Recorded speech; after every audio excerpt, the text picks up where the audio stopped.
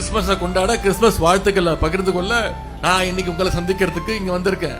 அதே மாதிரி ரம்ஜான் வந்துச்சுன்னா நீங்களும் நானும் இஸ்லாமிய சகோதரர்களை சந்திச்சு நம்முடைய வாழ்த்துக்களை பரிமாறிக்கொள்வோம். தமிழர்கள் அப்படின்ற உணர்வோடு பொங்கல் விழாவையும் நாம் அத்தனை பேரும் சேர்ந்து ஒன்னா கொண்டாடுவோம். இதுதான் தமிழ்நாடு, இதுதான் தமிழ்நாட்டு மக்களுடைய ஒற்றுமை. சாதாரண பின்புலத்திலிருந்து வந்தவர்களால கூட மக்கள் தலைவர்களாக உயர முடியுங்கிறத நிரூபித்து காட்டிய இயக்கம் கிறிஸ்துவை போல, இயேசுவை போல நம்முடைய திராவிட முன்னேற்ற கழகம், திராவிட இயக்கம். அதற்கு எடுத்துக்காட்டு தந்தை பெரியார், பேரறிஞர் அண்ணா, நம்ம டாக்டர் கலைஞர்னு எந்த தலைவர் எடுத்து பார்த்தீங்கன்னாலும் அவங்க எல்லாம் மக்களோடு மக்களாக வளர்ந்தவர்களா இருப்பாங்க. ஏன்னா கிறிஸ்தவ கொள்கைகளுக்கும் திராவிட இயக்க கொள்கைகளுக்கும் மிகப்பெரிய வித்தியாசம் எதுவும் கிடையாது, வேறுபாடு கிடையாது.